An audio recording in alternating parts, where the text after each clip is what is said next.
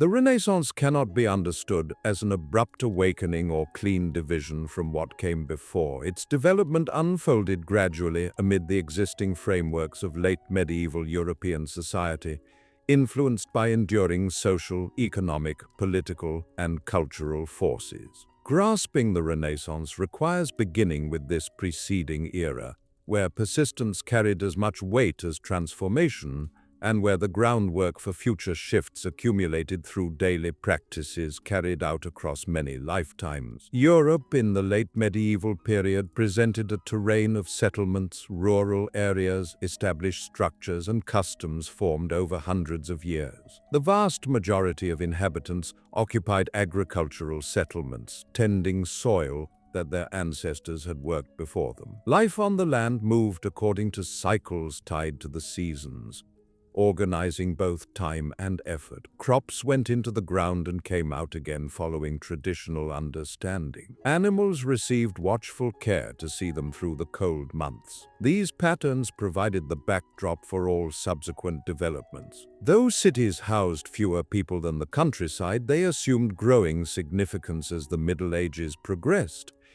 These population centers functioned as hubs for commerce, government, and specialized production. Networks of pathways, waterways, and maritime passages linked them together, enabling the transport of merchandise and travelers. Regular market activity connected urban and rural zones through transactions. These settlements maintained capabilities in documentation, monetary management, and systematic coordination that would eventually prove fundamental to life during the Renaissance. Power in late medieval Europe existed in scattered, overlapping forms. Monarchs, nobles, church officials, municipal bodies, and regional authorities all wielded influence across intersecting territories. Control frequently emerged through bargaining rather than through direct imposition. Legal frameworks rested on tradition, past decisions, and documented practice, differing considerably between locations.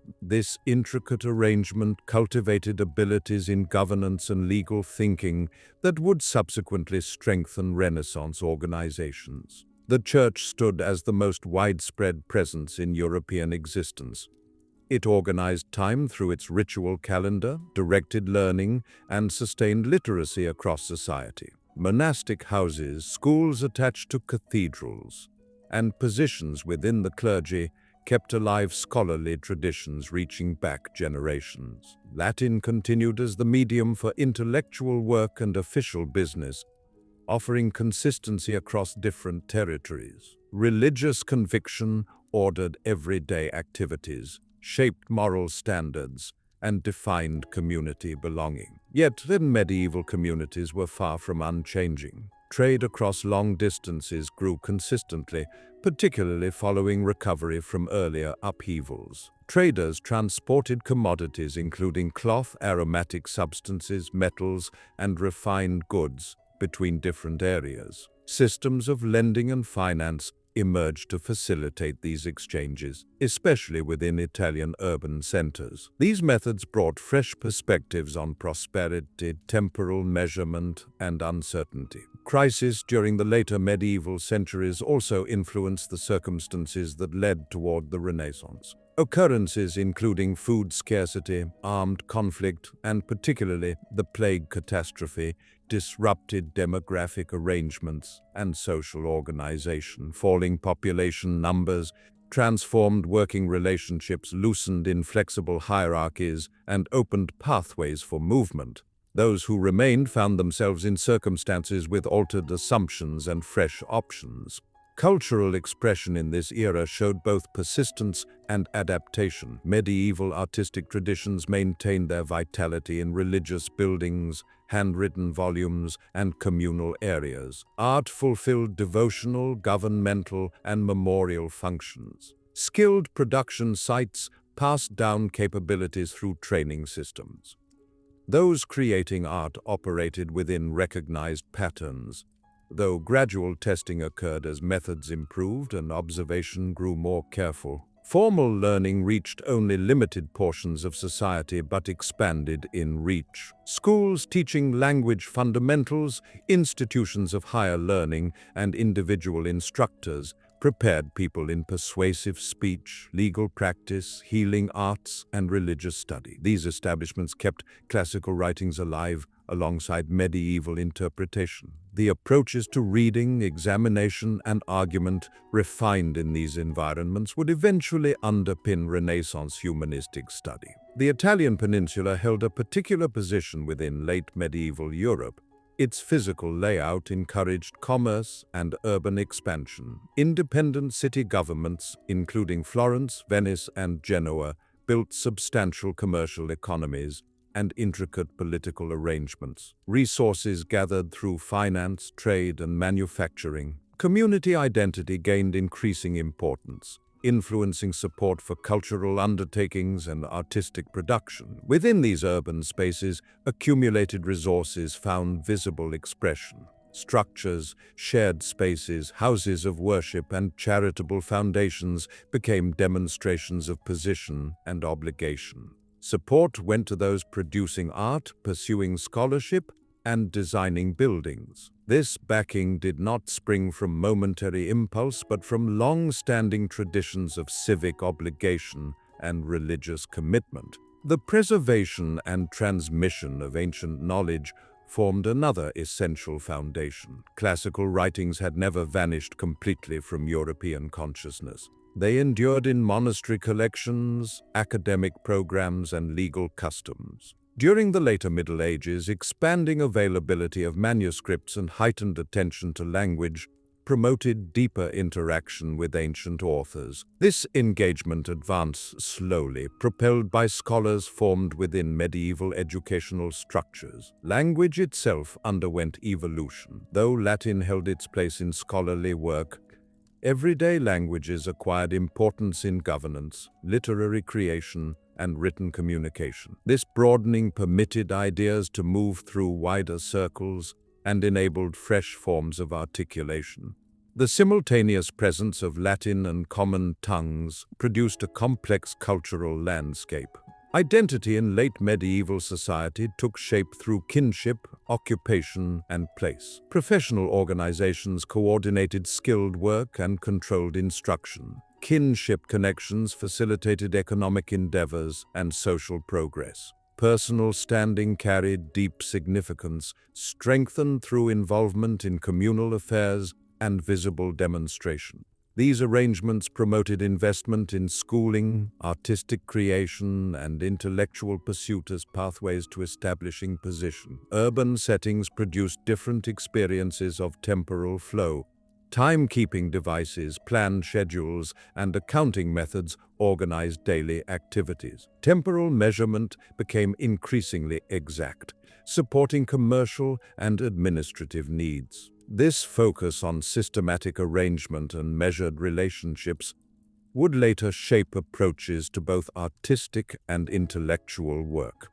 As the 15th century began, Europe existed within circumstances already undergoing transformation, though contemporaries could not yet perceive their eventual direction. Established structures had reached maturity, specialized abilities had been honed, resources had concentrated in particular locations. Information moved through recognized pathways. The Renaissance would arise from these conditions not through repudiation of the medieval world, but through a shifting of orientation within its existing framework. The circumstances preceding the Renaissance accumulated over time. They built up through generations of established practice, responsive adjustment, and maintained continuity. Those producing art, those inhabiting cities, and those engaged in thought during the Renaissance would draw extensively from this late medieval foundation, reshaping inherited patterns through persistent attention rather than through sudden revelation. This late medieval environment supplied the organization, materials, and established ways that enabled Renaissance existence. From its repeated practices and institutional forms, Fresh approaches to artistic creation, urban existence, and intellectual activity would progressively emerge. Understanding the late medieval roots of the Renaissance becomes clearer through examining more carefully how regular existence, established institutional patterns, and extended continuity created conditions for subsequent transformation. What future observers would describe as a cultural and intellectual renewal developed from settings already rich in established practice, accumulated memory, and refined capability. Nothing arose from vacancy. All developments proceeded from repetition. Across the countryside, agricultural existence continued to anchor most of the population. Land received cultivation through methods improved by experience rather than novel approaches. Understanding of earth quality, atmospheric conditions, and seasonal patterns passed down through family lines and village communities. Implements received maintenance rather than replacement. Priority rested on dependability and continued survival. These patterns influenced perspectives on work, temporal organization, and duty. Even as urban centers expanded, they remained reliant on this rural constancy. Village arrangements depended on collaborative effort. Collectively held land received management through communal understanding. Conflicts found resolution through local tradition and negotiated settlement. These activities reinforced collective accountability. They also prepared communities in bargaining and mutual accommodation, capabilities that subsequently proved valuable in urban political contexts.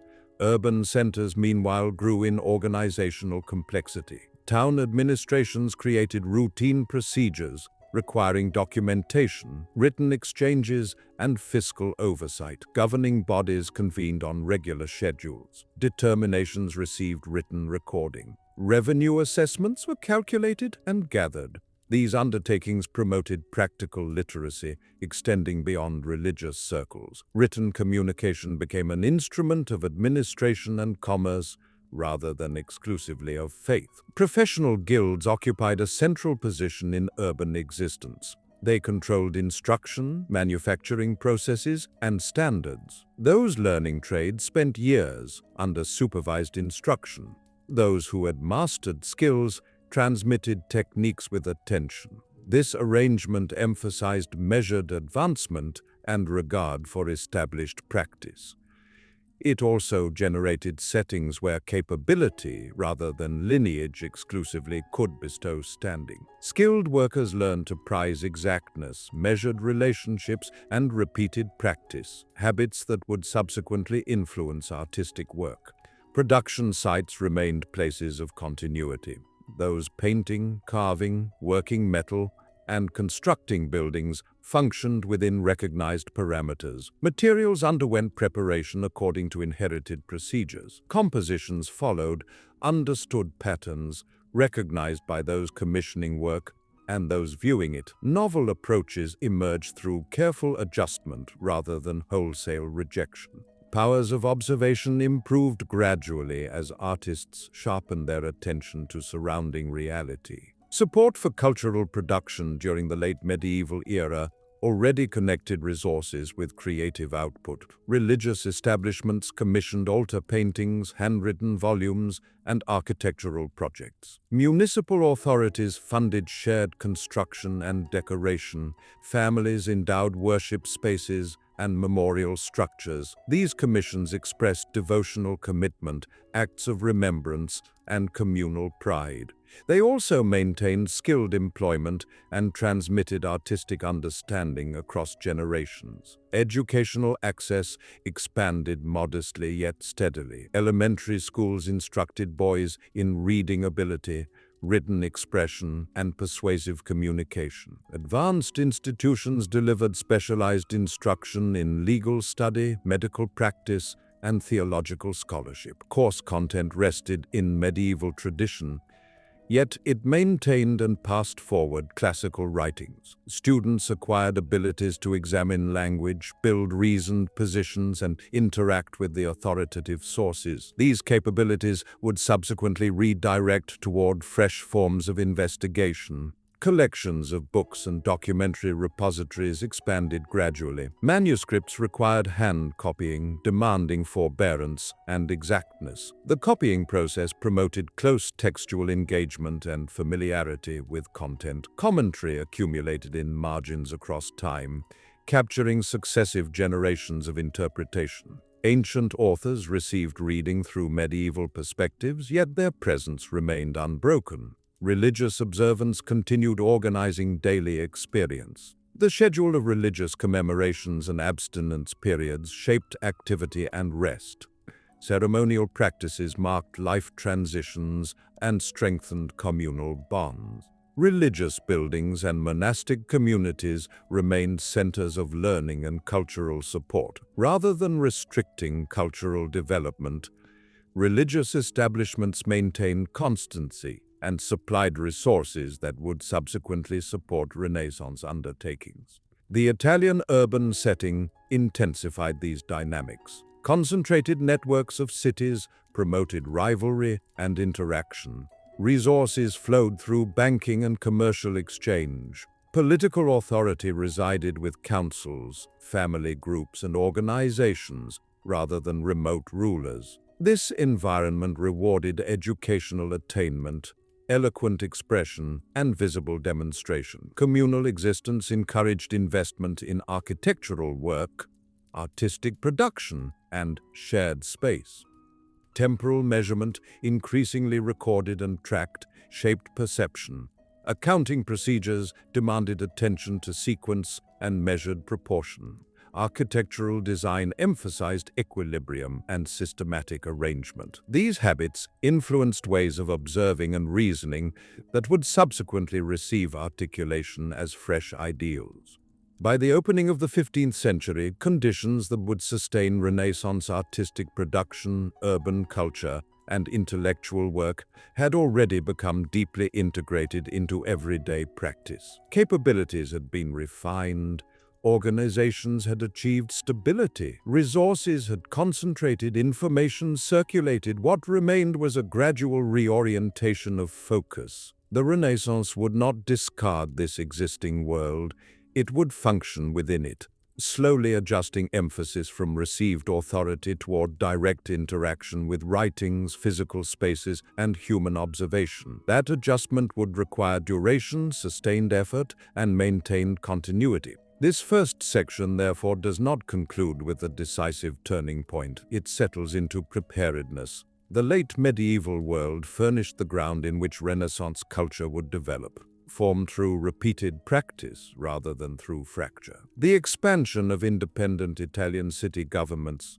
constituted one of the most significant structural foundations underlying the Renaissance. This development proceeded slowly across multiple centuries and originated in circumstances predating the Renaissance itself. Cities did not abruptly transform into powerful centers of cultural production and creative activity. They matured progressively through commercial exchange, administrative practice, social arrangements, and daily patterns that determined how inhabitants existed, labored, and comprehended their position within society. The geographical character of Italy contributed substantially to this evolution. The peninsula occupied a location where Mediterranean commercial pathways intersected, connecting Western European territories, Byzantine domains, and Islamic areas of North Africa and the Eastern Mediterranean.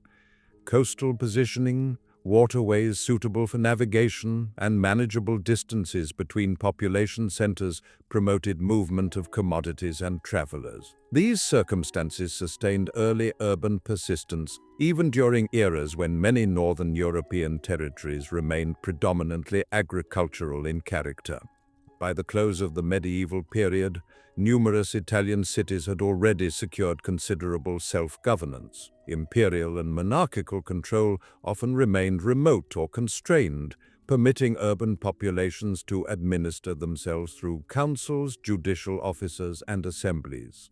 This political independence emerged not from theoretical principles, but from practical requirements. Cities needed to handle defense arrangements, revenue collection, infrastructure maintenance, and legal administration within their boundaries. Across time, these responsibilities became formalized. Urban administration relied on routine procedure rather than ceremonial display. Governing councils convened on established schedules. Regulations underwent discussion, documentation, and implementation.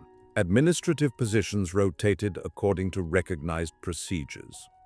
These activities generated a political culture focused on involvement, bargaining, and procedural legality. Authority distributed among multiple groups rather than concentrating in a single ruler, even where influential families wielded considerable power. The physical organization of cities reflected these concerns. Defensive walls established urban boundaries and provided protection. Entry points controlled movement. Thoroughfares connected commercial areas, production sites, religious buildings, and governmental structures. Open plazas functioned as locations for trade, public announcement, and congregation.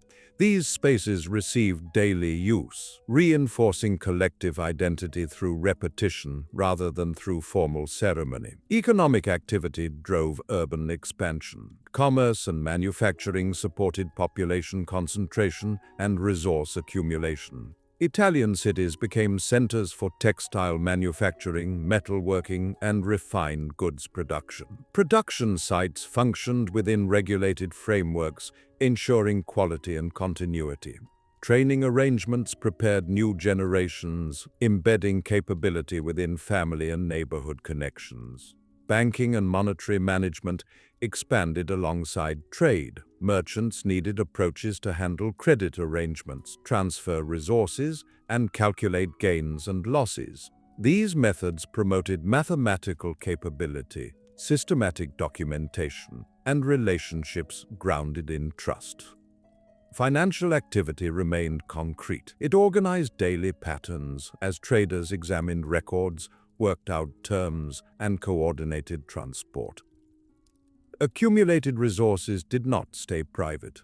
Successful families invested in construction projects, worship spaces, and shared undertakings. Support for cultural production sustained building work, artistic creation, and charitable organizations. These actions expressed religious devotion, social position, and communal duty. Across time, the urban landscape itself became a chronicle of gathered resources and collective endeavor. Social existence in cities organized around kinship groups, residential areas, and occupational identity. Extended family networks resided in proximity, combining resources and influence. Guild affiliation defined identity and responsibility.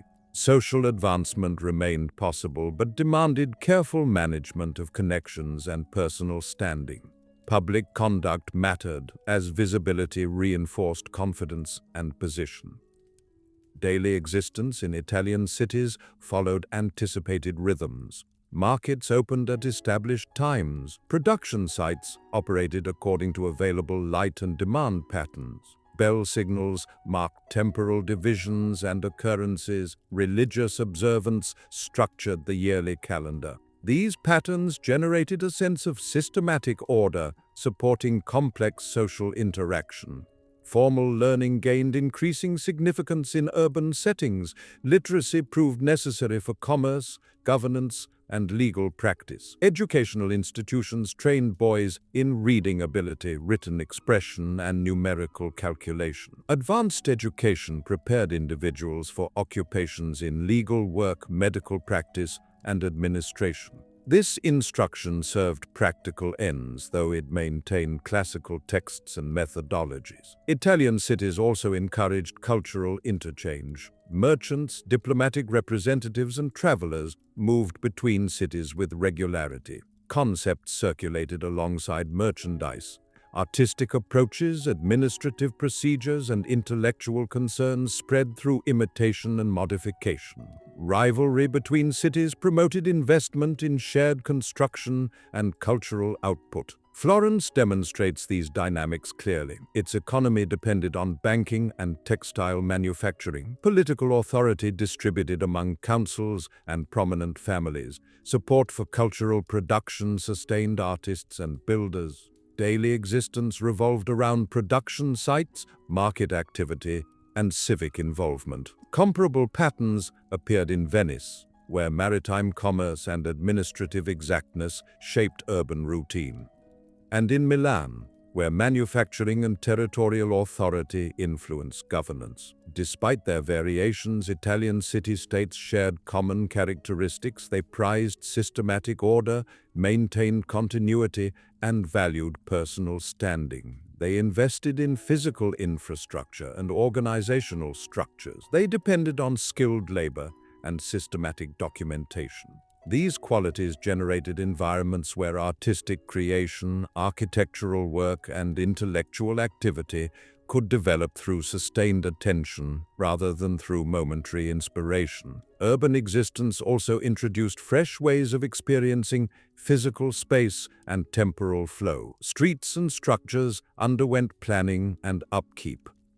Public artistic works communicated collective values. Time received more exact measurement to coordinate commerce and governance. These practices promoted observation, proportional thinking, and equilibrium. As the 15th century began, Italian cities had become intricate organisms shaped through daily repetition. Their organizational structures had achieved stability. Their economies had integrated into broader networks. Their social frameworks promoted education and visible demonstration. These circumstances did not ensure the Renaissance, but they rendered it achievable. The expansion of Italian city-states, therefore, represents not merely a setting, but a central mechanism of Renaissance development. Artistic production, urban culture, and intellectual work emerged from these environments, shaped through routine as much as through creative impulse.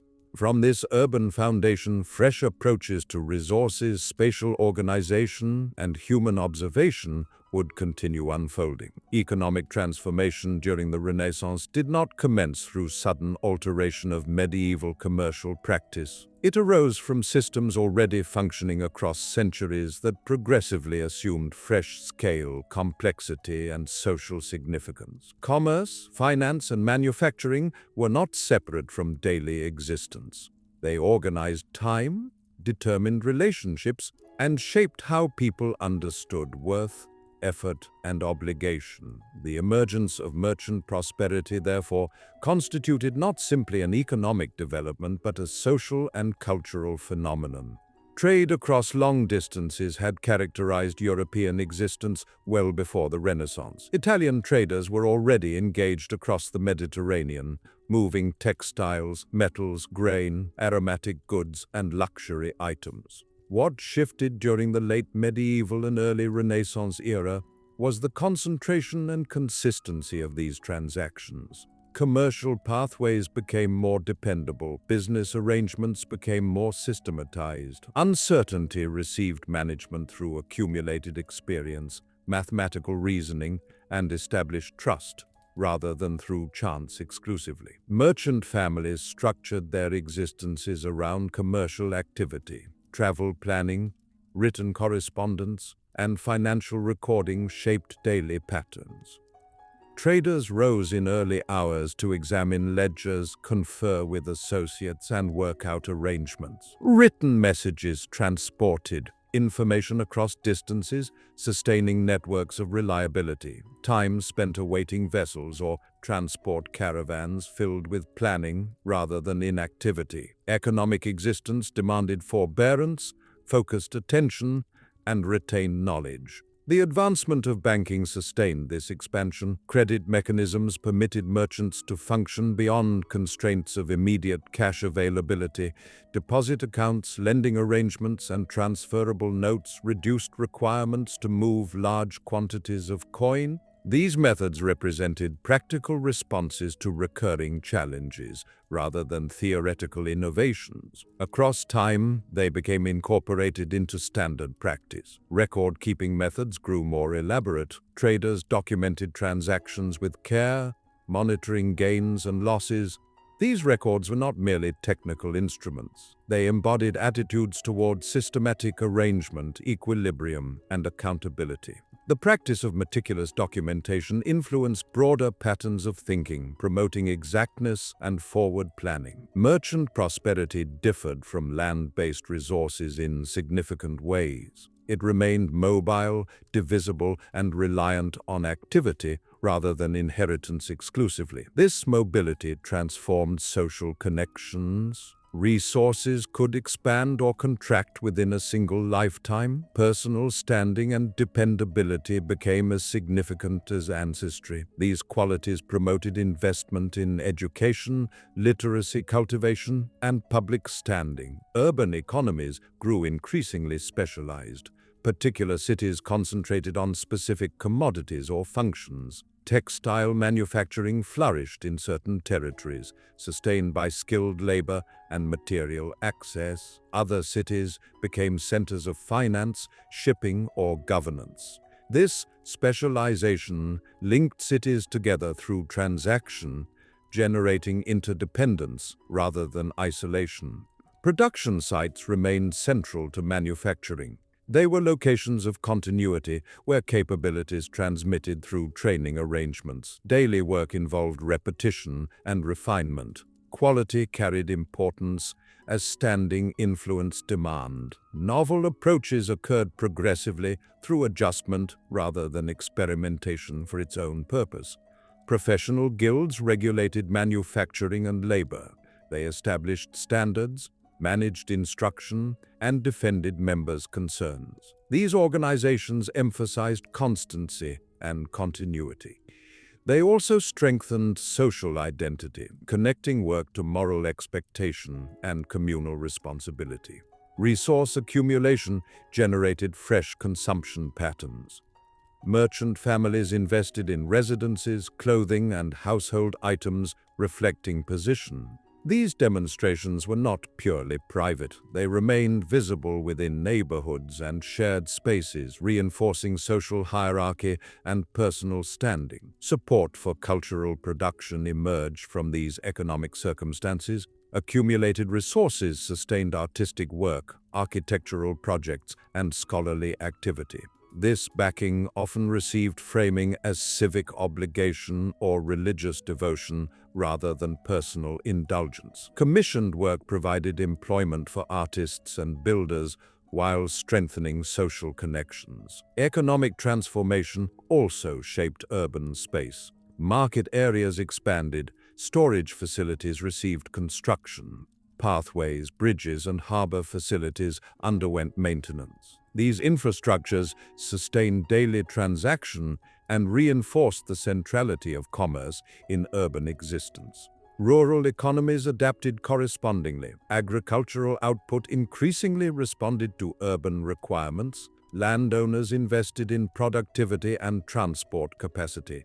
Peasant labor remained essential, though relationships between rural producers and urban markets grew more intricate. Commercial networks extended beyond Italy. Northern European territories exchanged raw materials for finished commodities. Mediterranean pathways connected Europe to the Eastern Mediterranean and beyond. These networks required coordination across cultures and languages, strengthening practical cosmopolitanism. The encounter with uncertainty shaped merchant mentality. Loss remained possible and anticipated. Insurance arrangements, diversification strategies, and partnership structures mitigated uncertainty. These methods promoted calculation and planning, habits influencing broader cultural perspectives. Economic existence also shaped temporal perception. Schedules, deadlines, and cycles of transaction structured daily and yearly patterns. The future became something requiring planning rather than passive anticipation. By the 15th century, merchant prosperity had become a central force in Italian urban existence. It sustained organizations, influenced political structures, and shaped cultural expression. This prosperity did not replace older forms of authority but interacted with them, generating layered social arrangements. The emergence of merchant prosperity therefore provided more than material resources. It cultivated habits of attention, calculation, and demonstration that would profoundly influence Renaissance artistic production and intellectual work. Economic existence trained individuals to observe, measure, and document, practices extending beyond commerce. From this economic foundation, fresh approaches to representation, proportional thinking, and human capability would continue developing. Commerce and finance were not background circumstances. They were active forces determining how Renaissance society comprehended itself. Economic transformation during the Renaissance becomes more fully comprehensible by remaining with the everyday patterns and sustained trade, finance, and manufacturing across extended periods. The emergence of merchant prosperity was not driven by exceptional individuals functioning outside society, but by families and communities who organized their existences around anticipated practices. These practices shaped conduct, assumptions, and values through repetition. Merchant households functioned simultaneously as domestic and commercial units. Living quarters often incorporated areas for storage, financial recording, and meeting business associates. Family members participated in economic undertakings according to age and position. Older members supplied experience and supervision. Younger members acquired knowledge through observation and progressive responsibility. Economic understanding transmitted within the household alongside moral instruction and social expectation. Written correspondence stood central to merchant existence. Letters transported information regarding prices, shipments, political circumstances, and personal reliability. Composing letters demanded clarity and exactness. Merchants learned to articulate themselves with care, anticipating confusion across distance. This habit of clear articulation reinforced attention to language and organization, qualities that subsequently supported Renaissance literary culture. Partnership arrangements proved essential to managing uncertainty and operational scale. Few merchants functioned independently. Agreements established responsibilities, profit distribution, and duration. These arrangements relied on standing and enforcement through social networks rather than centralized authority. Confidence built slowly and maintained itself through consistent conduct. Banking procedures extended these relationships. Those depositing funds trusted bankers with resources based on standing and familiarity. Lending occurred with the anticipation of repayment, grounded in social duty as much as contractual obligation. Financial collapse carried moral implications, affecting family position and future possibilities. Accounting volumes received careful attention. Entries recorded transactions on a daily basis. Totals underwent regular examination. Mistakes received correction through reconciliation rather than concealment. This discipline trained merchants to perceive economic existence as a system of relationships requiring equilibrium and supervision. Merchant prosperity also shaped political existence. Prosperous families contributed to civic finances through revenue payments, lending, and shared construction. In exchange, they gained influence within councils and administrative positions. This influence received cautious exercise, as excessive demonstration or control could generate opposition. Political involvement emphasized agreement and measured conduct.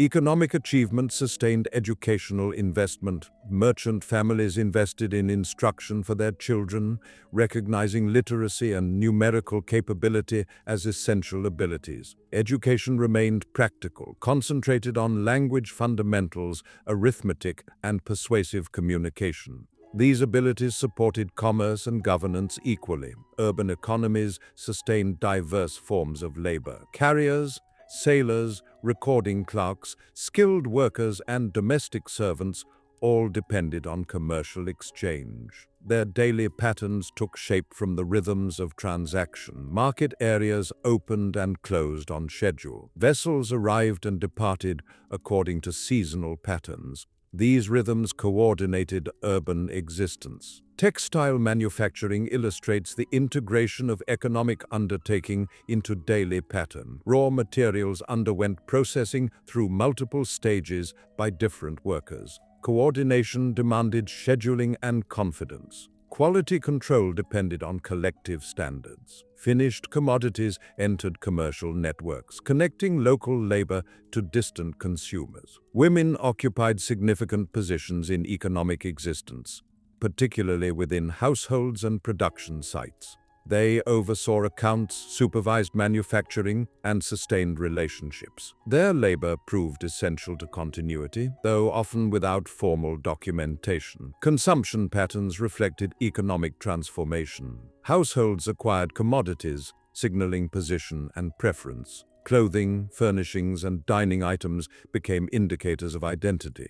These selections received guidance from tradition and expectation rather than novelty exclusively. The movement of commodities also spread concepts. Contact with foreign products introduced fresh materials, approaches, and methods.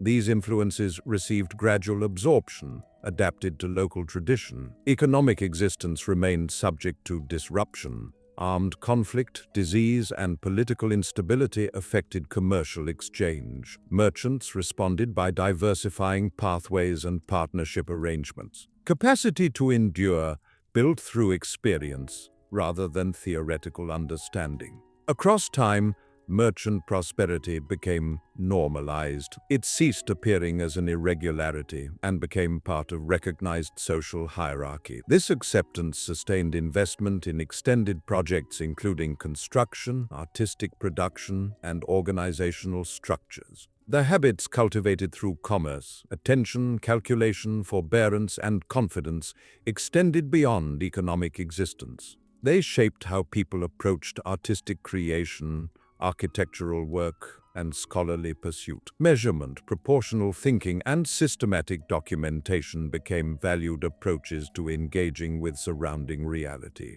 Economic transformation during the Renaissance was therefore not a background development, it was a daily practice shaping perception and conduct. Through repetition, it trained individuals and communities to reason in fresh ways while remaining anchored in continuity. From this economic foundation, artistic and intellectual developments would draw strength. The emergence of merchant prosperity provided both material backing and a disciplined way of observing that would leave enduring marks on Renaissance culture. Artistic creation during the Renaissance did not arise abruptly through isolated creative vision. It matured within production sites, established patterns, and cultivated practices that existed long before anyone employed the term Renaissance. The making of paintings, sculptural works, and related crafts constituted forms of trained labor acquired through extended instruction and maintained through repeated activity. What shifted across time was not art's existence, but the manner in which those creating it perceived surrounding reality, structured their efforts, and comprehended their position within communal life. Production sites served as the fundamental setting for artistic work. These locations functioned simultaneously as labor environments and instructional spaces. Young trainees entered these workshops early in life, often through kinship arrangements or guild affiliation. Their initial responsibilities remained elementary and repetitive. They readied materials, maintained implements, and watched more seasoned practitioners. Through this progressive development, they absorbed not merely technical method but self-discipline and forbearance. Materials determined artistic approaches. Color substances received preparation by hand from mineral sources, botanical matter, and other elements. Wooden supports and fabric surfaces demanded attentive treatment. Stone and metal required bodily force and exactness. Those making art knew their materials deeply, understanding their behavior across time. This understanding emerged from continual handling rather than theoretical knowledge. Workshop organization stressed maintained continuity. Those directing work supervised numerous undertakings simultaneously. Those assisting participated in various phases of manufacture. Completed pieces resulted from collaborative endeavor rather than solitary isolation. Assignment of credit mattered less than dependability and excellence. The workshop operated as a constant unit within the urban commercial structure. Instruction emphasized replication before novel approach. Trainees reproduced existing pieces to internalize measured relationships, physical gesture, and arrangement. This activity strengthened connection with established tradition. Transformation occurred slowly, through sharpened observation rather than abandonment of what came before. Those creating art learned to examine closely human forms, architectural environments, and organic shapes directed by accumulated experience rather than abstract principles. Support from those commissioning work determined artistic output. Assignments arrived from religious establishments, municipal organizations, professional guilds, and individual families. These supporters designated subject content, materials, and sometimes dimensions or location. Art fulfilled devotional, memorial, and communal functions. Those producing it operated within these assumptions, adjusting their capabilities to satisfy practical demands. Religious artistic production remained fundamental. Altar installations, wall paintings, and devotional imagery continued dominating output. These pieces were designed to facilitate worship and instruction. Recognized themes received repetition, strengthening collective comprehension. Delicate modifications in arrangement or realistic representation emerged progressively within these recognized patterns.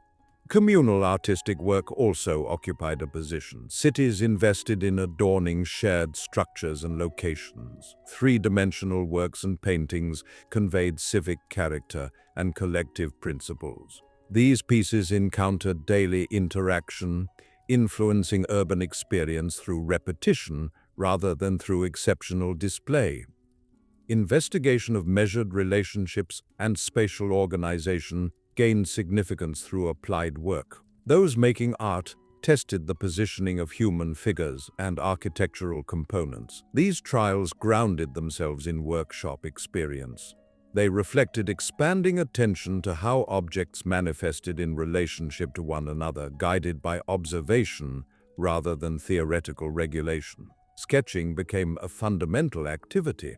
Those creating art made preliminary studies to organize compositions and examine form. These sketches functioned as practical instruments, not completed products. Through sketching, artists refined their grasp of bodily structure, physical motion, and facial communication.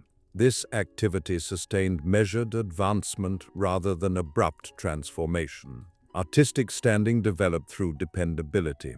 Those commissioning work appreciated artists who provided consistent excellence within expected time frames. Standing circulated through networks of workshops and assignments. Achievement depended on established trust as much as innate capability. Urban settings sustained this arrangement. Cities, including Florence, furnished concentrated networks of supporters, production sites, and organizations. Those making art moved within these networks, learning through contact and rivalry. Rivalry promoted refinement rather than fundamental disruption. Professional guilds controlled artistic labor. They established standards, managed admission, and defended members. Guild affiliations strengthened the identity of those making art as trained laborers rather than detached creators. This framework emphasized persistence and shared accountability. Across time, delicate shifts gathered. Those creating art devoted closer attention to human bodily structure, illumination, and spatial consistency. These modifications became absorbed into established practice through repetition. They did not displace earlier approaches suddenly, rather they added fresh attention onto recognized patterns. The transformation of visual creation during the Renaissance proceeded gradually and accumulatively. It emerged from daily labor, collective understanding, and maintained observation. Production sites remained fundamental. Established tradition remained operative. Transformation arose through refinement rather than complete break. Artistic activity during this era demonstrates how Renaissance culture developed through maintained continuity. Fresh ways of perceiving cultivated themselves within existing frameworks. The transformation of artistic work was not a movement away from labor, but an intensification of it. Building construction and urban spatial organization during the Renaissance advanced through sustained and attentive interaction with cities already aged, densely populated, and profoundly influenced by established custom. Italian population centers had expanded organically across generations, responding to commercial pathways, political requirements, and protective considerations rather than theoretical design concepts. Thoroughfares followed trajectories established by pedestrian movement and ownership limits. Structures rose where available space permitted, frequently sharing walls and structural foundations. Modification occurred more commonly than wholesale replacement. Renaissance building design emerged within this accumulated setting and consequently assumed its characteristics. Those constructing and those commissioning worked with what already stood, adjusting measured relationships, building substances and spatial orientations progressively. Building undertakings unfolded across extended durations, sometimes halted by monetary pressure, political transformation, or shifting concerns. Consequently, architectural work was never encountered as a completed conception. It received experience as an ongoing development, evident in temporary frameworks, incomplete exterior faces, and step-by-step modification. Urban space reflected continuity through utilization, as inhabitants moved through streets and plazas, shaped by repeated passage rather than intentional planning. The functional purposes of building construction directed its development more powerfully than theoretical aesthetic concepts. Structures were anticipated to serve administration, commercial exchange, religious observance, and habitation effectively. Grand residences accommodated families and administrative undertakings. Communal structures housed councils and legal proceedings. Religious buildings organized spiritual existence and social congregation. Commercial areas required covered enclosures, approach pathways, and holding facilities. Architectural clarity carried significance because it facilitated these operations. Measured relationships and balanced arrangement received appreciation insofar as they rendered spaces comprehensible and systematically organized. Building exteriors communicated constancy through repetition and equilibrium, strengthening confidence in organizations and families connected with them. Construction depended on trained labor organized through production sites that maintained knowledge across generations. Stone workers, wood craftsmen, and technical specialists labored according to inherited procedures, evaluating modifications through application rather than abstract reasoning. Novel approaches received cautious adoption, absorbed into established practice only when they demonstrated reliability. Through this manner, Renaissance building construction retained connection with medieval construction traditions while slowly refining spatial consistency and structural regularity. Urban space during the Renaissance also operated as a structure for communal identity and social exchange. Open plazas functioned as centers of transaction, public announcement, and formal observance. Their dimensions and configuration reflected gathered utilization rather than imposed conception.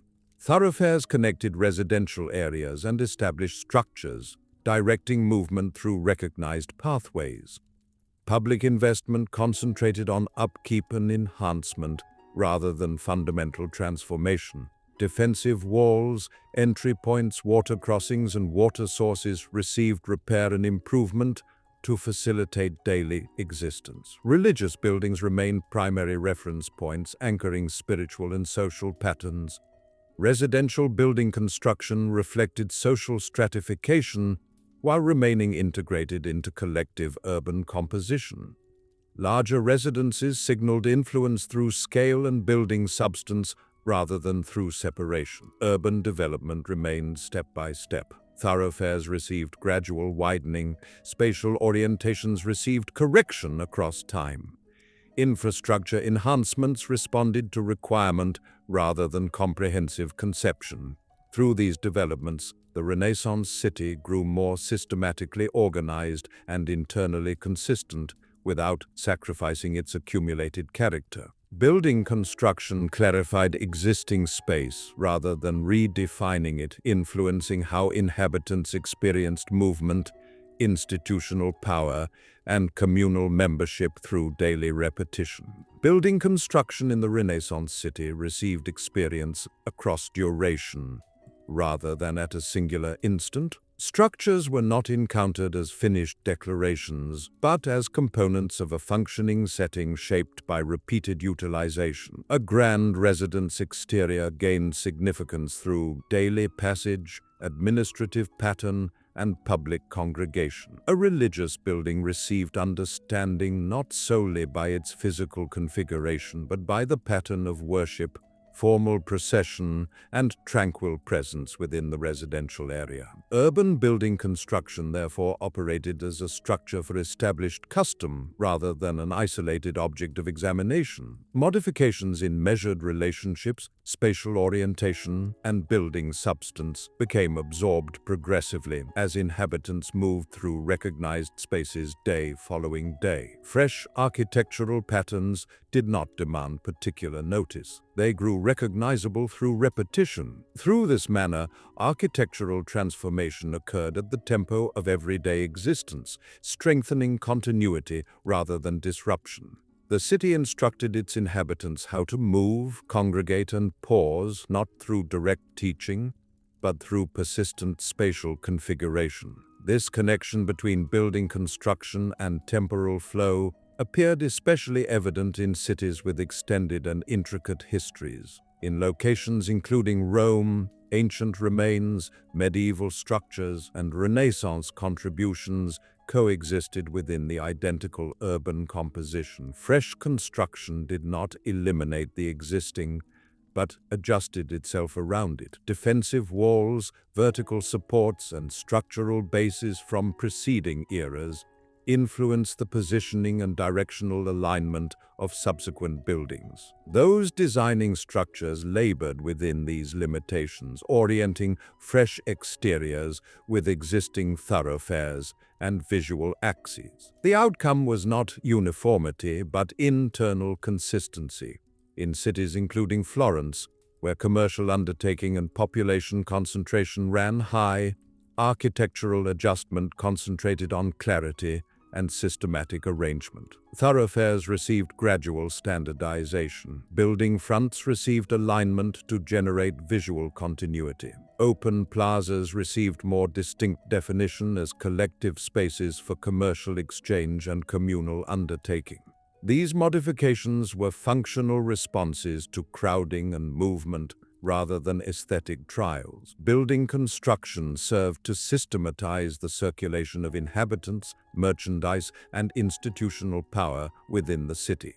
Through this maintained exchange with constructed space, Renaissance urban existence promoted fresh ways of perceiving systematic arrangement and measured relationships. Inhabitants experienced equilibrium not as a theoretical concept but as a physical circumstance encountered daily. The uniform pattern of window openings along a thoroughfare, the measured enclosure of an open plaza, and the anticipated relationship between structure elevation and thoroughfare breadth all contributed to a perception of spatial reasoning. This reasoning influenced conduct by directing movement and assumption. Without direct instruction, inhabitants learned to anticipate spatial organization, to interpret the city as a systematically arranged setting. Building construction thus functioned as an unobtrusive influence on reasoning, strengthening concepts of balanced proportion, dimensional scale, and human-oriented conception through lived encounter.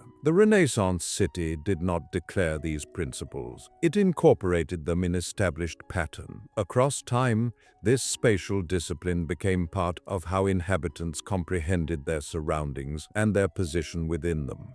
Building construction did not transform the city suddenly. It refined it slowly, permitting significance to emerge through continuity and utilization. Learning approaches during the Renaissance developed not as an abrupt intellectual transformation, but as a progressive shift in educational priority that emerged within existing medieval frameworks. Educational institutions, clerical positions, and administrative organizations had long depended on literacy capability, systematic documentation, and persuasive linguistic ability. Educational development grew from these activities by redirecting focus towards language study, historical examination, and moral consideration as functional instruments for existence within the city. Learning was not comprehended as theoretical speculation. It received understanding as preparation for involvement in communal, legal, and social undertaking. Instructors stressed grammatical study, persuasive communication, and historical understanding because these fields trained students to interpret carefully, articulate convincingly, and evaluate situations with consciousness of surrounding circumstances. This educational approach did not displace earlier scholastic procedures immediately. It existed alongside them, progressively reshaping concerns through repeated application. The retrieval of classical writings formed a fundamental activity within this educational transformation. Ancient Latin authors had never completely vanished from European learning, but Renaissance instructors pursued reading them more carefully and accurately. Manuscripts received gathering from monastic collections and individual holdings. Written materials underwent line-by-line comparison to eliminate mistakes introduced through generations of reproduction. This labor demanded forbearance and self-discipline. Those studying concentrated on word choice, grammatical structure, and historical context, maintaining that significance emerged from exact comprehension rather than interpretive commentary exclusively. The practice of reading grew slower and more intentional. Interpretation stressed the author's original setting and purpose. Individuals, including Francesco Petrarca, appreciated classical authors because they provided perspective on human character, striving, shortcoming, and accountability. These writings received treatment as references for moral consideration rather than as authorities requiring unquestioned submission. Learning influenced daily pattern for those participating in intellectual work. Students occupied extended hours reproducing texts, committing passages to memory, and exercising written composition. Written exercises stressed clarity, equilibrium, and suitable expression. Instructors corrected language patiently, directing improvement through repetition rather than novel approach. Correspondence writing became a fundamental capability as written exchanges connected those pursuing learning, administrative officials, and commercial traders across cities. These communications followed attentive conventions, strengthening attention to organization and articulation. Learning was therefore incorporated in established custom. Advancement occurred slowly, assessed through improved discernment rather than gathered information. Educational approaches trained individuals to position themselves within temporal flow, to acknowledge continuity between historical period and present circumstance, and to direct historical illustration to contemporary situation. This method transformed how educated individuals comprehended institutional power. The historical period became a reservoir of experience requiring examination rather than a collection of regulations requiring obedience. The modification was delicate, developing through instructional spaces and private investigation rather than public declaration. As educational methods assumed firmer establishment, their influence extended beyond instructional institutions and private investigation into the everyday operations of the city. Literacy capability, persuasive linguistic ability, and historical consciousness became progressively valuable in governance, diplomatic negotiation, and legal practice. Municipal administrations required officials capable of composing clear documentation, working out arrangements, and interpreting established precedent. Educational preparation furnished these capabilities through maintained practice rather than theoretical instruction.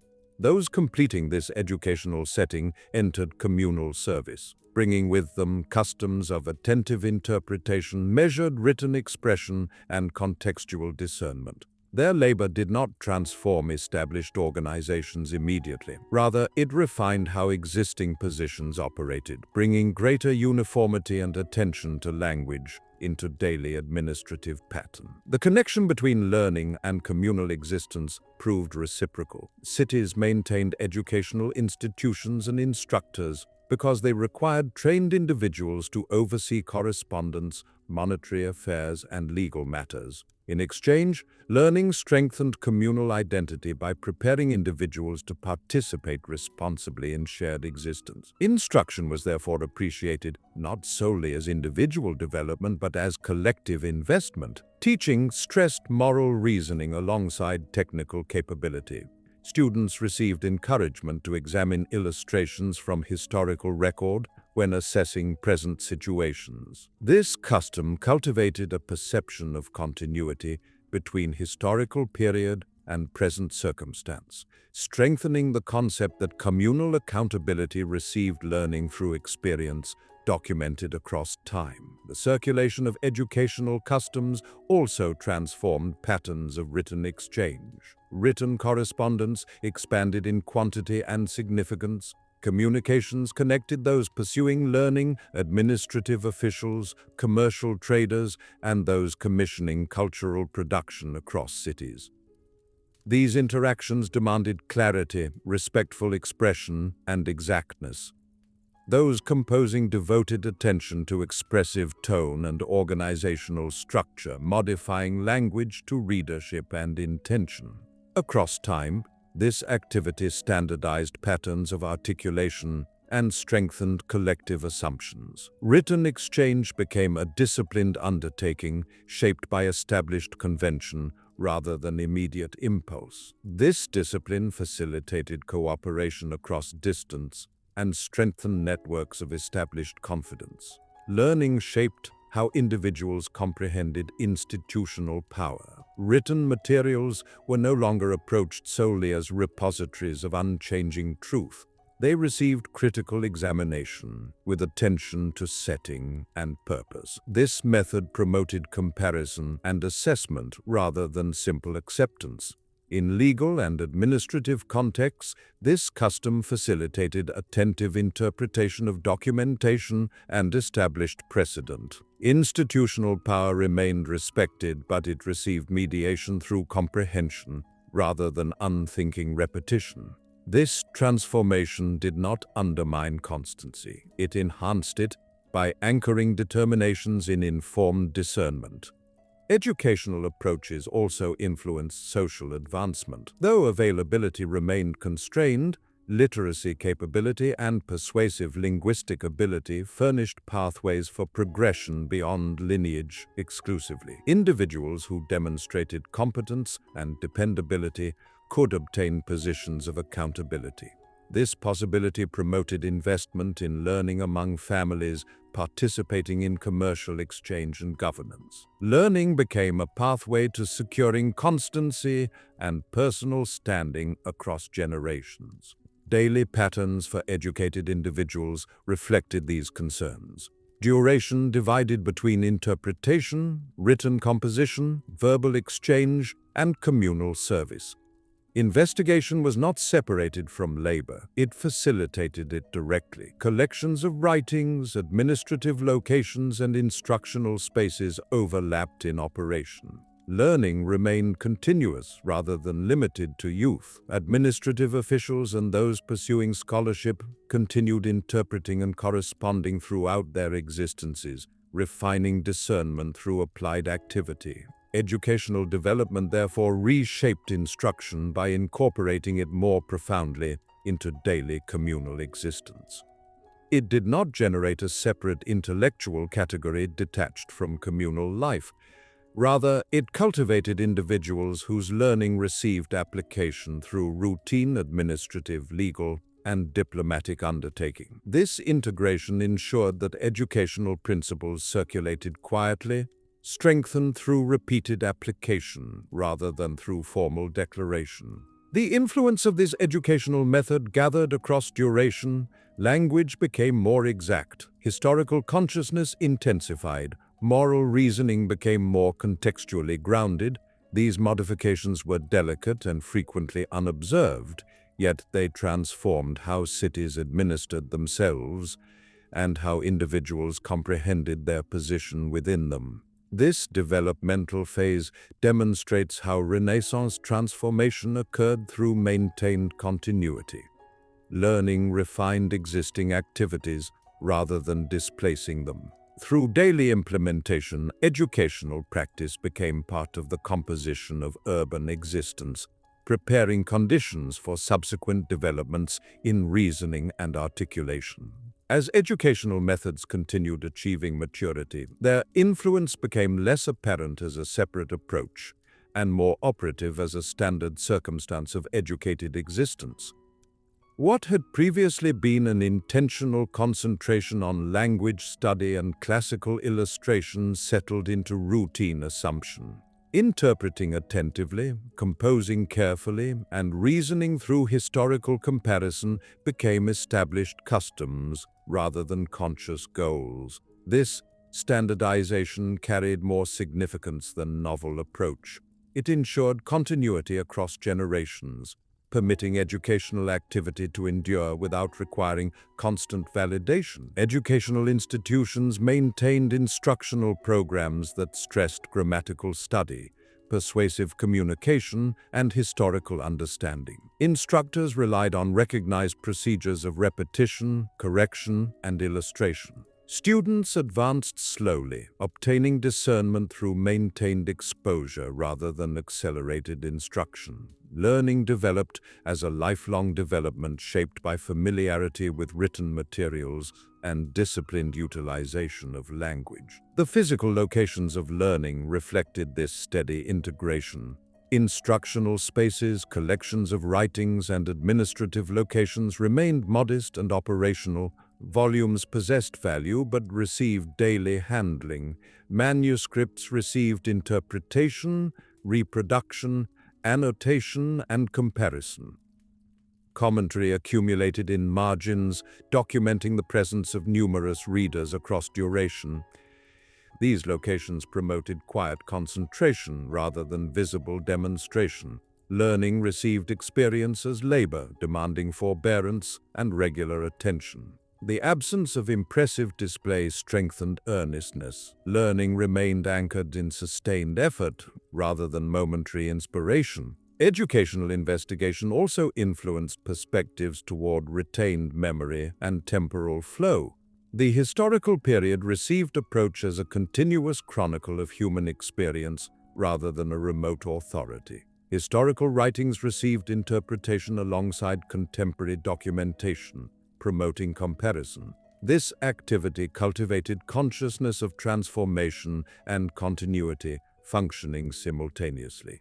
Individuals prepared in this fashion learned to position present actions within extended sequences of causation and outcome. Such consciousness facilitated careful determination in administration, legal practice, and diplomatic negotiation. It strengthened measured conduct by stressing established precedent and accumulated experience over immediate impulse. The renewal of classical learning did not displace religious instruction. Rather, it coexisted with it, frequently within identical organizations and individuals.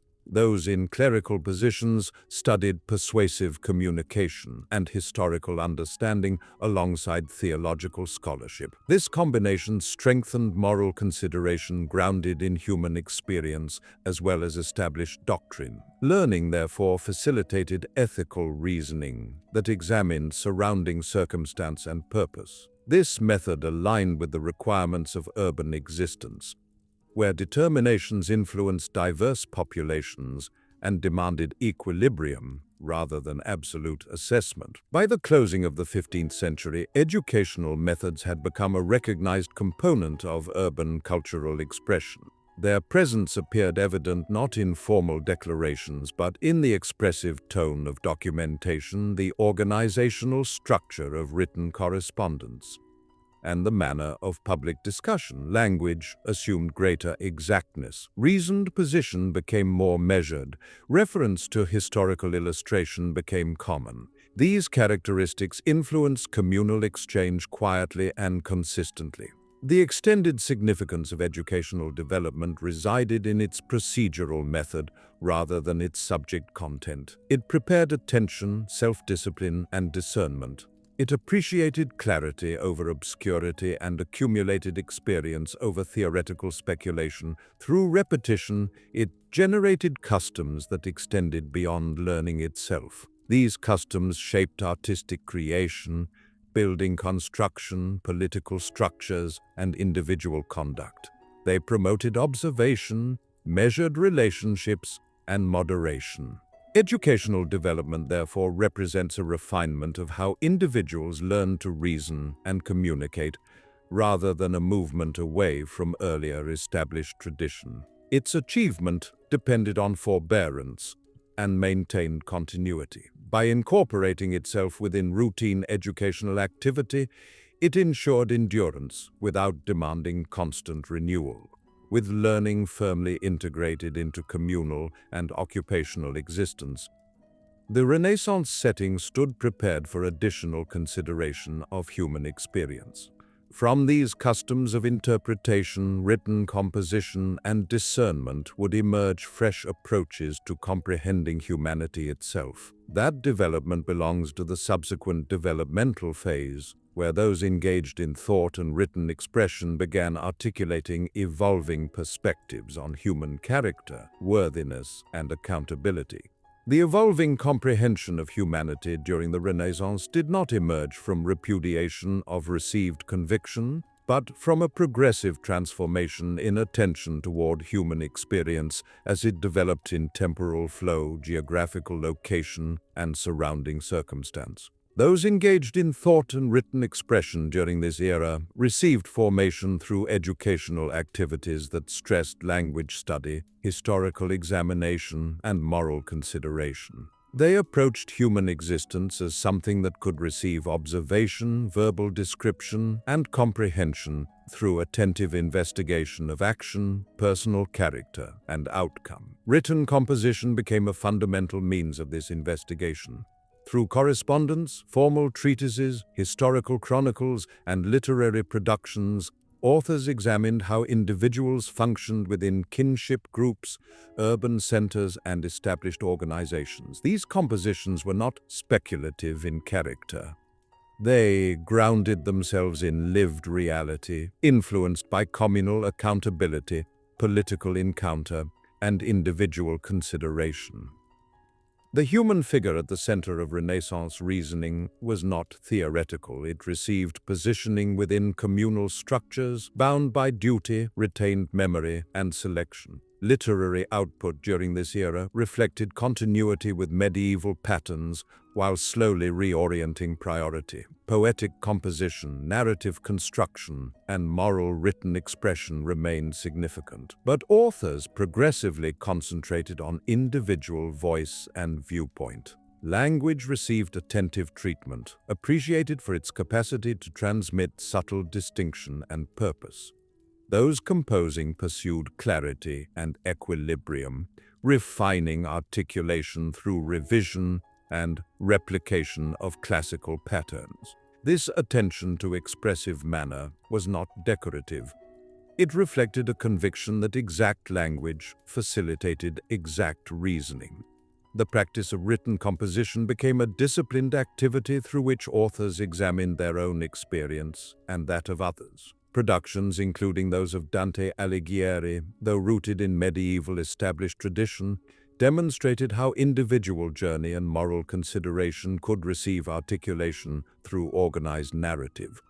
Subsequent writers inherited this method, modifying it to fresh contexts and concerns without abandoning its foundational elements. Historical written production also assumed fresh significance. Those recording events and those composing historical accounts began presenting occurrences as sequences influenced by human determination rather than divine intervention exclusively. They devoted closer attention to motivation surrounding circumstance and outcome. Historical record received approach as a chronicle of experience from which perspective could be extracted. This procedure promoted comparison between historical period and present circumstance, strengthening the concept that human conduct followed discernible patterns that could receive comprehension. Those composing did not assert certainty. They stressed observation and discernment. Through this activity, historical investigation became a pathway for considering human character as it manifested in administration, armed conflict, and collaborative endeavor.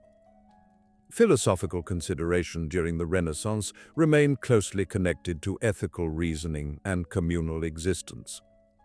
Those engaged in thought examined how individuals ought to function within communal structures, equilibrating personal concern with collective accountability. Virtue received discussion not as a theoretical concept but as a functional quality demonstrated through conduct. Those composing examined striving, devotion, apprehension, and discernment as forces influencing action. These considerations received information from classical writings but directed application to contemporary circumstances. Philosophical reasoning was therefore incorporated in experience rather than separated from it. The evolving comprehension of humanity did not generate uniform determinations. Those composing differed in priority and viewpoint. What they shared was a procedural method, attentive focus on language study, historical examination, and lived reality. Through maintained written composition and consideration, they articulated a perspective of humanity grounded in observation and accountability. This approach did not reduce the position of conviction or established tradition. It enriched them by positioning human action within a broader temporal continuum of experience. This initial developmental phase of Renaissance reasoning thus created a structural framework for examining humanity through disciplined written composition and consideration. From this foundation, subsequent thinkers would investigate human capability for action, exercise of power, and personal identity with expanding particularity. That development continues in the subsequent component. As Renaissance reasoning continued developing, those composing and those engaged in thought progressively concentrated on how individuals functioned within concrete social and political settings. The urban center, the governing court, and the domestic household became fundamental locations for consideration. Human conduct received examination not in separation, but as something influenced by surrounding circumstance, binding duty, and available possibility. Authors observed how power functioned in applied practice, how devotion received negotiation, and how personal standing received maintenance or suffered loss. Written composition served as a pathway for documenting these observations with exactness. Language received careful utilization to describe motivations, outcomes, and constraints. This attention did not suggest optimistic or pessimistic perspective regarding human character. It reflected an endeavor to comprehend it as it manifested in everyday existence. The human being received presentation as capable of reasoning and discernment, yet limited by setting, established custom, and requirement. Political reasoning during this era demonstrates this method clearly. Those composing examined how institutional power received acquisition, application, and maintenance. They investigated historical illustrations to identify discernible patterns of achievement and shortcoming. Power received treatment as a functional reality rather than a moral theoretical concept. This viewpoint did not dismiss ethical concern. Rather, it pursued positioning ethics within the circumstances of administration. Individuals, including Niccolò Machiavelli, approached political existence as a domain influenced by human determination under limitation. His production stressed observation and historical comparison, extracting lessons from historical period and present circumstance without appealing to idealized patterns.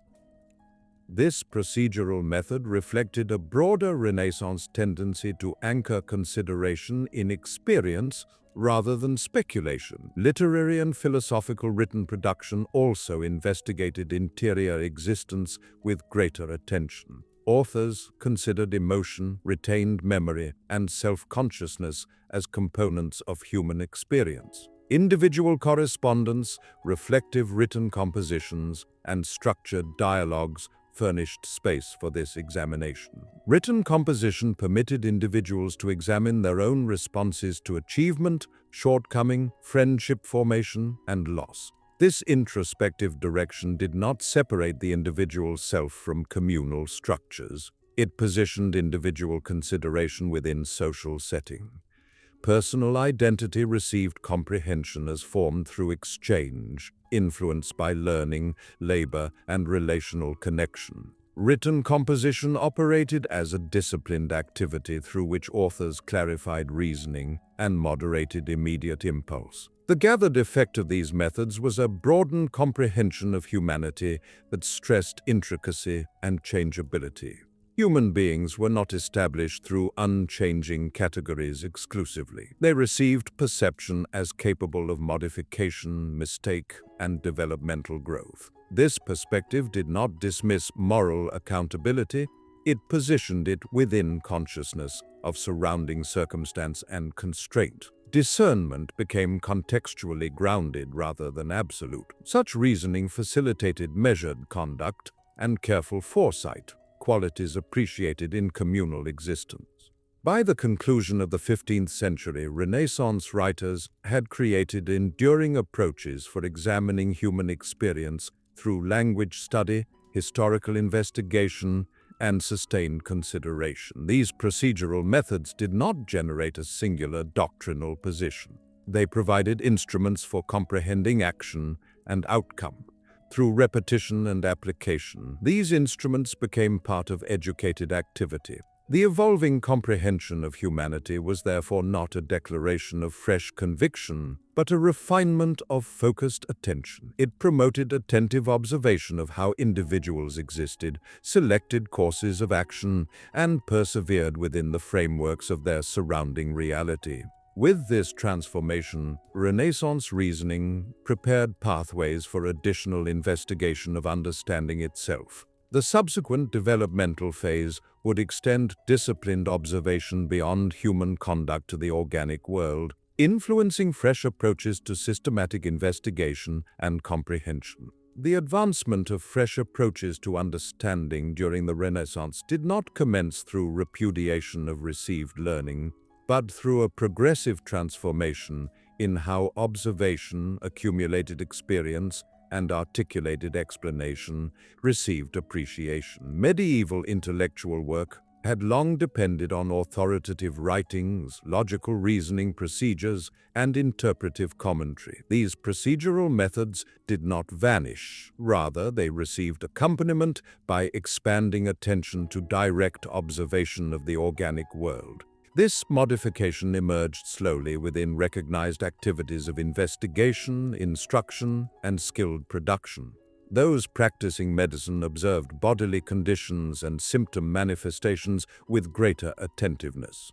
Those studying celestial phenomena documented the movement of heavenly bodies with heightened exactness. Skilled workers and technical specialists depended on accumulated experience to resolve functional challenges. Understanding still transmitted itself through written volumes and formal instruction, yet it received increasing evaluation against what could receive visual perception, quantitative measurement, and repeated verification. Institutions of higher learning and scholarly establishments remained fundamental to intellectual existence. They maintained recognized instructional programs in medical practice, celestial observation, and natural philosophical inquiry. Students continued examining classical and medieval authoritative sources. What shifted across duration was the manner of interaction. Those pursuing scholarship compared written materials with accumulated experience, observed discrepancies prompted attentive reconsideration rather than immediate dismissal. Observation did not displace established authority, it provided supplementation. This equilibrium maintained continuity while permitting refinement. Learning remained cautious and step-by-step, influenced by regard for established tradition and consciousness of constraint. Medical activity demonstrates this development clearly. Those practicing medicine relied on classical writings for theoretical structure, yet diagnostic work depended on close attention to those receiving care. Observation of symptom manifestation, illness progression, and response to therapeutic intervention became progressively significant. Anatomical investigation expanded gradually, sustained by attentive dissection where circumstances permitted. These undertakings stressed forbearance and exactness. Understanding of bodily structure expanded through accumulation of particular detail rather than revelation of universal governing principle. Medical learning remained functionally oriented, directed toward provision of care rather than theoretical speculation. Celestial observation also developed through maintained systematic attention. The documentation of planetary movement demanded extended temporal commitment and precise measurement capability. Observational implements received refinement to enhance dependability. Those observing compared documented records across years and geographical locations. This labor demanded self-discipline rather than momentary inspiration. Knowledge of celestial phenomena expanded through uniformity, not through speculative reasoning. Discernible patterns received identification through repetition. The heavenly realm received comprehension as systematically ordered, administered by regular movement that could receive investigation through methodical attention. Natural philosophical inquiry concerned with governing principles of the physical realm progressively incorporated empirically grounded components. Those pursuing scholarship observed botanical specimens, mineral substances, and physical developments. Classification procedures and descriptive practice became significant undertakings. This attention to particular detail reflected customs developed in other domains of Renaissance existence, including artistic creation and building construction, where observation and measured relationships carried significance. Understanding received approach as something requiring refinement through active interaction rather than wholesale acceptance. Skilled production knowledge occupied a substantial position in this transformation. Skilled workers, technical specialists, and construction workers depended on accumulated experience to resolve challenges. Their comprehension remained functionally practical and physically embodied. Technical methods received evaluation through application, achievement, and shortcoming furnished responsive information. This pattern of understanding transmitted through training arrangements and repeated activity. Across duration, learned scholars began acknowledging the worth of such accumulated experience. The dividing boundary between theoretical and functionally practical understanding became more penetrable. Written documentation sustained this advancement. Observations received notation, comparative examination, and distribution. Diagrams and visual representations aided comprehension. These documented records stressed clarity and precise accuracy. Language received utilization to describe observable phenomena with exactness. This activity reflected broader Renaissance priority on attentive articulation. Written composition became an instrument for stabilizing understanding across temporal duration and geographical space. Significantly, these fresh approaches did not challenge religious conviction directly. The investigation of organic reality often received comprehension as a pathway for appreciating systematic order and divine creation. Observation received framing as a pathway for comprehending how the surrounding realm operated, not why it possessed existence. This conceptual distinction permitted systematic inquiry to advance without generating conflict. Understanding progressed within recognized frameworks, strengthening maintained continuity. The Renaissance approach to systematic investigation and observation therefore developed through integration rather than through fundamental upheaval. It depended on customs already operative, attentive interpretation, disciplined written composition, and patient labor. These customs received redirection toward the organic realm. Transformation occurred through accumulation rather than through formal declaration. By the closing of the 15th century, this approach had grown more apparent. Observation received appreciation as a reservoir of perspective. Accumulated experience received consideration as relevant to articulated explanation. Understanding remained provisional, accessible to refinement. These perspectives prepared conditions for subsequent development, where observation and controlled testing would occupy progressively central positions. This initial developmental phase of Renaissance systematic investigation created procedural methods rather than fixed determinations. It provided instruction on how to observe, document, and perform comparative examination. From this foundation, more systematically organized approaches to comprehending organic reality would continue developing. As observational customs became more firmly established, Renaissance approaches to understanding progressively stressed procedural method over received authority, without abandoning inherited frameworks completely. Those pursuing scholarship, those practicing medicine, and natural philosophical investigators learned to organize their focused attention systematically. Observation received repetition, comparative evaluation, and documentation across temporal duration. Isolated experiences received cautious treatment, while discernible patterns gained significance through demonstrated consistency. This priority promoted forbearance and measured restraint. Understanding progressed not through assertive declarations, but through attentive accumulation. Mistakes received gradual correction, contradictions received notation, and remained accessible rather than receiving premature resolution. This approach reflected broader Renaissance customs of measured conduct and equilibrium, cultivated through educational practice and communal existence. The organic realm received comprehension as systematically ordered, yet intricate, demanding maintained interaction rather than abrupt revelation. Instrumental devices occupied a significant position in facilitating this transformation. Measurement implements, navigational instruments, and observational apparatus received refinement to expand dependability. These instruments extended sensory capabilities without displacing human discernment. Their utilization demanded preparation and precise adjustment. Obtained results received interpretation within existing conceptual structures, yet observed discrepancies promoted reconsideration. Celestial observation furnishes a clear illustration. Extended temporal observation of planetary movement disclosed irregularities that could not receive dismissal. Those pursuing scholarship documented these particular details attentively, frequently across multiple decades. Such labor demanded continuity and collaborative endeavor rather than isolated individual excellence.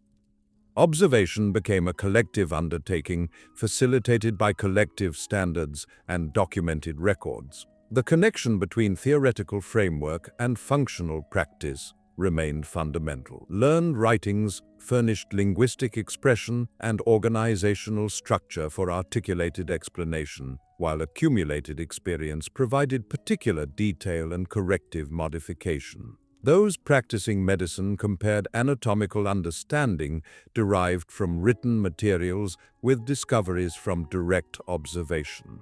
Natural philosophical investigators examined physical developments including movement, organic expansion, and material deterioration through direct interaction. These undertakings strengthened the concept that comprehension developed through exchange between interpretive reading and visual perception. Neither proved adequate independently. This equilibrium maintained regard for established tradition while permitting refinement. Individuals, including Galileo Galilei, exemplify the subsequent stages of this Renaissance approach, though their labor built upon earlier customs rather than displacing them. Attentive observation, exact descriptive practice, and systematic documentation characterized this established tradition. The priority resided not in overturning received conviction, but in comprehending how observable phenomena conducted themselves under particular circumstances. Controlled testing, where it manifested, remained cautious and managed. Obtained results received distribution through written composition that stressed clarity and procedural method. Natural historical investigation also expanded during this era. Those pursuing scholarship described botanical specimens, animal forms, and mineral substances with expanding particularity. Classification emerged as a pathway to organize understanding without imposing inflexible theoretical framework. Descriptive practice preceded articulated explanation. This approach reflected measured restraint before encountered complexity. The surrounding realm received observation initially, comprehension subsequently. Visual representations sustained these endeavors, furnishing visual reference that complemented written descriptive practice. Precise accuracy carried more significance than decorative presentation. The social setting of this understanding carried significance. Observation frequently occurred within production sites, cultivated gardens, experimental spaces, and governing courts. Support from those commissioning work facilitated investigation by furnishing temporal duration, physical space, and material resources. Functional requirements, including maritime navigation, medical practice, and technical construction, promoted attentive systematic inquiry. Understanding served practical application as well as intellectual comprehension. This connection strengthened the appreciation of observation grounded in accumulated experience. By the conclusion of the Renaissance era, fresh approaches to systematic investigation and understanding had become identifiable not through fundamental doctrinal position, but through procedural method. Observation, quantitative measurement, systematic documentation, and comparative examination formed a disciplined activity. Understanding remained accessible to revision. Established authority received respectful treatment, yet received gentle questioning through accumulated evidence. This equilibrium permitted systematic inquiry to advance without fundamental rupture. The Renaissance contribution to systematic investigation therefore resided not in definitive resolutions, but in customs of focused attention. These customs prepared conditions for subsequent developments by creating how understanding could receive pursuit patiently and responsibly. The surrounding realm received approach as something requiring comprehension through steady interaction, directed by accumulated experience and moderated by exercised discernment. With this development, the Renaissance investigation of organic reality settled into routine activity, becoming part of educated existence rather than a separate movement. From this position, Renaissance cultural expression would continue circulating beyond the Italian peninsula, transporting these customs into fresh territories and contextual settings. The circulation of Renaissance cultural expression beyond the Italian peninsula occurred gradually through movement of individuals, written materials, commercial commodities, and established customs, rather than through intentional transmission or direct replication. As commercial traders, diplomatic representatives, those pursuing scholarship, and those creating artistic work traveled across European territories, They transported with them patterns of reasoning and labor shaped in Italian urban settings. These influences did not arrive as complete organizational systems. They received selective acceptance, adaptation to local circumstances, and integration into existing established traditions. Northern European territories, France, the Iberian Peninsula, and portions of Central European regions encountered Renaissance cultural expression through commercial networks, political coalitions, and educational interchange. The tempo of adoption varied considerably. Certain territories absorbed artistic and intellectual activities rapidly, while others integrated them slowly across generations. Educational practice occupied a fundamental position in this development. Institutions of higher learning and educational establishments outside the Italian peninsula incorporated educational curricula as written materials became more accessible. Latin instruction stressed persuasive communication, historical understanding, and moral philosophical inquiry. Instructors prepared in Italian centers returned to their originating territories, bringing procedural methods rather than fixed doctrinal positions. Learning adapted to local requirements, frequently serving governance, legal practice, and religious establishments. Educational customs influenced written expressive manner, correspondence practice, and systematic documentation. These modifications were delicate. Documentary materials became more comprehensible. Reasoned positions became more organizationally structured. Historical reference became more prevalent. Renaissance cultural expression circulated through applied practice rather than through formal proclamation. Artistic influence followed comparable patterns. Those creating artistic work traveled to investigate and labor in Italian population centers, then returned to originating locations with fresh methods of measured relationships, spatial perspective, and compositional arrangement. These methods received application to local thematic content and established traditions. Northern European artistic creation retained its attention to particular detail and surface texture, while progressively incorporating spatial consistency.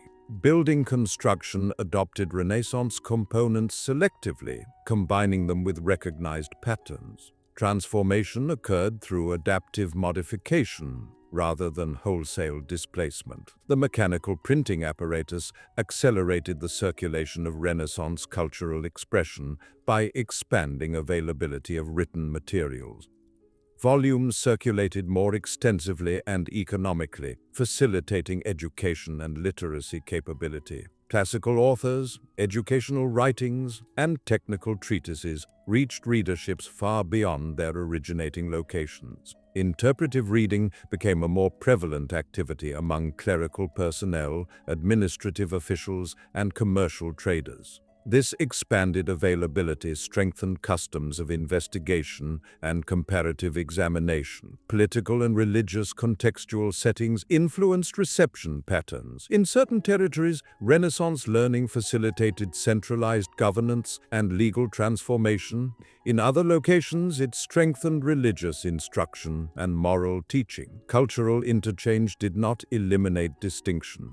It generated variation within maintained continuity. Renaissance cultural expression became plural, receiving articulation differently across territorial regions. The circulation of the Renaissance, therefore, did not generate uniformity. It generated a collective set of activities: attention to language study, historical examination, measured relationships, and systematic observation that received local adaptation. These activities settled into routine pattern, shaping daily labor, educational practice, and cultural articulation. Renaissance cultural expression became part of European existence, not through controlling dominance, but through progressive integration. The passage beyond the Renaissance did not manifest as a distinct conclusion. The activities that established Renaissance cultural characteristics, attentive observation, disciplined learning pursuit, communal participation, and artistic refinement continued into subsequent eras without disruption. What shifted was priority rather than foundational basis. As political organizational structures transformed and religious tensions expanded, Renaissance customs remained incorporated in educational practice, governance, and daily existence. They no longer manifested as novel, they had become standard. Population centers continued operating as centers of scholarly pursuit, commercial exchange, and administrative authority. Educational institutions maintained curricula. Those creating artistic work prepared through production site systems refined inherited technical methods. Those pursuing scholarship interpreted classical writings alongside fresh productions. The equilibrium between established tradition and systematic observation endured. Renaissance cultural expression did not vanish. It diffused into broader patterns of European existence. The enduring influence of the Renaissance resided in procedural method more than in subject content. It influenced how individuals acquired learning, composed written materials, constructed buildings, and conducted observation. It promoted forbearance, measured relationships, and contextually grounded discernment. These qualities facilitated constancy as much as novel approach. They permitted communities to undergo adaptation without fundamental rupture. Daily existence reflected this maintained continuity. Labor patterns remained organized by established custom. Educational practice stressed self-discipline. Artistic creation served communal and religious operations. Building construction influenced spatial organization through internal consistency, rather than through impressive demonstration. Intellectual reasoning remained anchored in accumulated experience. The Renaissance realm, therefore, did not reach termination. It achieved settlement. Its influence endured quietly through established organizations, applied activities, and collective assumptions. The pattern of existence continued, influenced by gathered experience, rather than through dramatic transformation. Artistic creation, urban centers, and those engaged in thought left behind not a singular temporal moment, but a pathway for interacting with surrounding reality. That pathway persisted, transported forward through repeated activity, retained memory, and continued utilization, diminishing gently into the continuity of historical record without interruption or formal declaration.